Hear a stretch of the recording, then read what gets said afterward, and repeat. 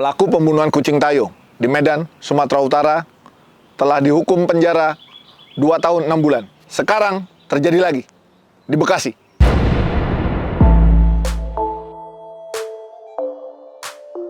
Kucing gagang sapu di Bekasi, seperti kami melabeli dengan kata kuncinya, gagang sapu.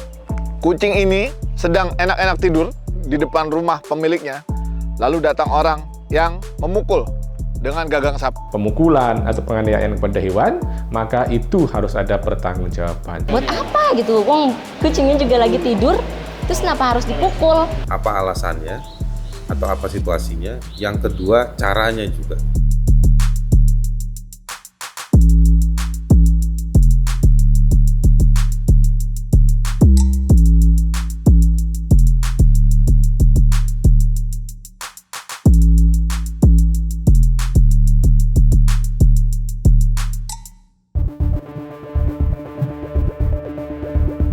Bagaimana kami bisa mengetahui kejadian ini?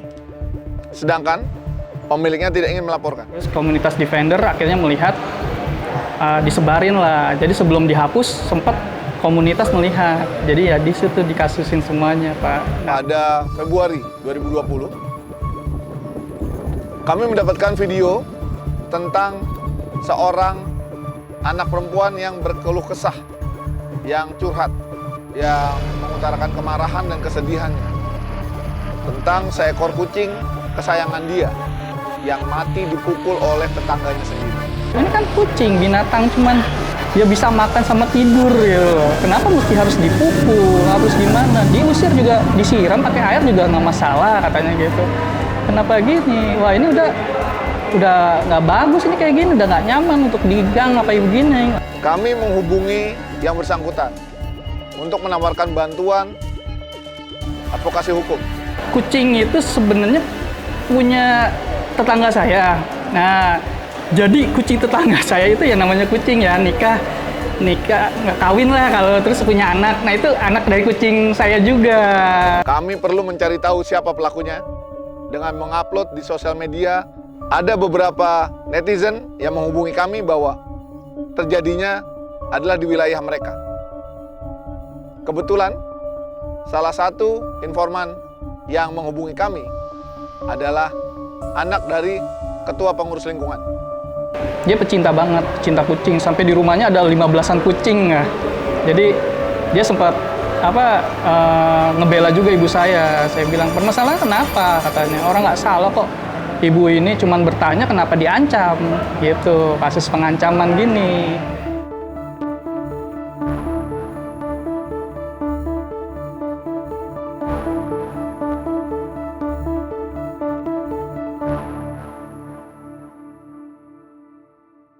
Banyak informasi tentang kejadian kucing mati dan dianiaya tapi tidak mendapatkan bukti.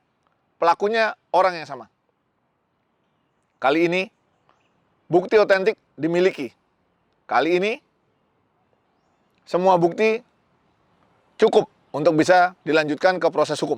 Ternyata pelakunya adalah dikenal sebagai orang yang keras atau dikenal dengan sebutan preman dan dikenal dengan perangainya yang keras dan buruk. Ini yang membuat pemilik kucing enggan untuk mempunyai masalah dengan beliau.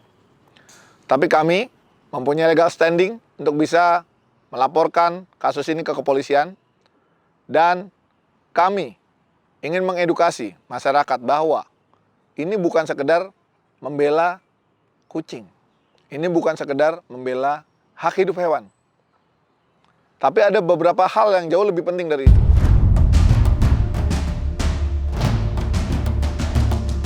Dia mengancam akan mau memukul ibu saya. Nah, di situ yang membuat saya tidak terima juga. Artinya sudah dia memukul kucing, kenapa jadi keluarga saya jadi kena diancam gitu, kayak salah gitu dengan keluarga yang memukul kucing itu gitu.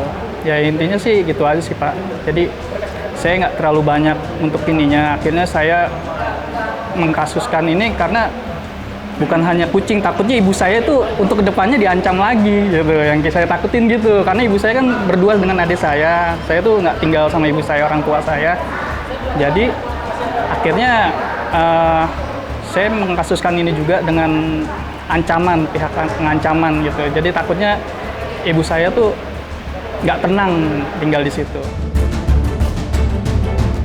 Kami melaporkan ke Kepolisian Resort Kota Bekasi atas kasus ini dan lekas ditanggapi secara serius oleh pihak kepolisian.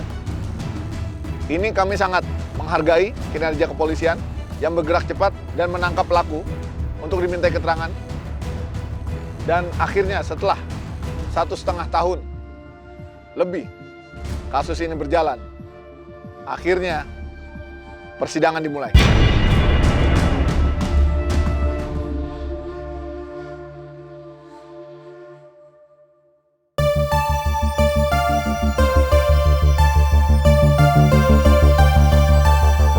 Di Kota Bekasi yang baru sekarang ini ada perkara tindak pidana hewan, terutama mengenai kucing. Untuk para warga Indonesia yang suka atau memelihara hewan, jangan takut apabila hewan atau peliharaannya ada yang melakukan atau dianiaya dalam tindak pidana hewan. Baik Undang-Undang Nomor 41 tahun 2014 maupun pasal 302 KUHP mengatakan bahwa perilaku penyiksaan binatang itu adalah suatu kejahatan. Kejahatan ya, harus dicatat kejahatan. Kemudian terkait dengan case ini, saya berjuang juga untuk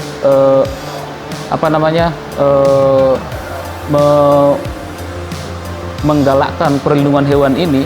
Saya ingin mengedukasi masyarakat bahwa hidup bernegara itu bukan hidup antara manusia saja. Hidup berdampingan dengan hutan atau hewan itu ada diatur jelas oleh negara.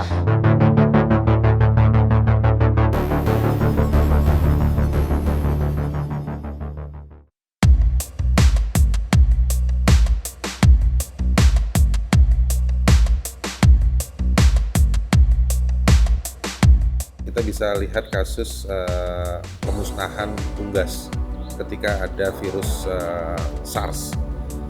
Nah, jadi ada alasan, jadi harus ada alasan yang masuk akal. Bukan sekedar untuk kepentingan manusia, tapi harus ada alasan yang masuk akal. Yang kedua, kalau pakai pendekatan pidana, ada situasi terpaksa atau tidak. Meskipun memang pemidanaan itu bukan sebagai bagian utama dalam penyelesaian ini, tetapi kalau dibiarkan itu juga bisa berbahaya. Kalau ada keadaan pembelaan terpaksa, pembunuhan terhadap hewan boleh. Tetapi jika tidak, maka pada hakikatnya itu termasuk pelanggaran terhadap animal rights. Ini untuk pelajaran juga buat orang-orang yang lain supaya tidak terulang kembali. Karena kasus ini tuh di Bekasi itu baru sekali yang masuk ke sidang ini. Jadi pasti ngedukung banget. Soalnya aku juga rescue kucing-kucing juga, penyelamat juga, istilahnya dalam segala halnya.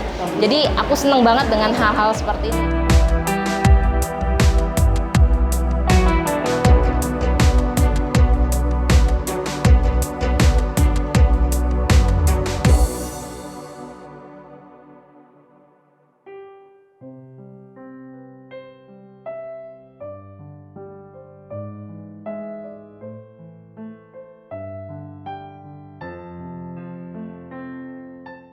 Sangat membutuhkan bantuan dari media untuk mengedukasi masyarakat, untuk memperbanyak berita-berita tentang perlindungan hewan ini supaya masyarakat Indonesia bisa teredukasi untuk menghindari melakukan penyiksaan terhadap hewan.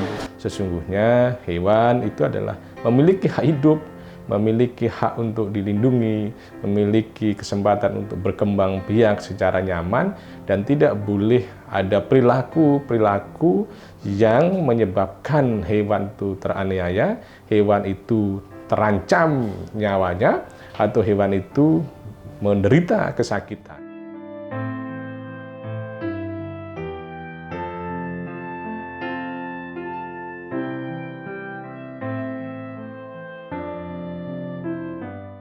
Ini bukan sekedar membela kucing. Ini bukan sekedar membela hak hidup hewan. Tapi ada beberapa hal yang jauh lebih penting dari itu. Yang pertama, kita perlu mengajarkan kepada semua orang bahwa kalau tidak suka, tidak perlu menyakiti. Apa gunanya menyakiti kucing yang sedang tidur? Apakah kalian mau ketika sedang tidur kami pukul dengan balok? Tentu tidak. Yang kedua, marilah kita berkasih sayang kepada makhluk hidup lain. Kita tidak bisa menciptakan nyawa, maka kita tidak berhak juga mencabut nyawa semena-mena. Apalagi dengan hanya beralasan kesenangan dan kebencian. Yang ketiga yang paling utama adalah kita tidak sedang melindungi hewannya saja.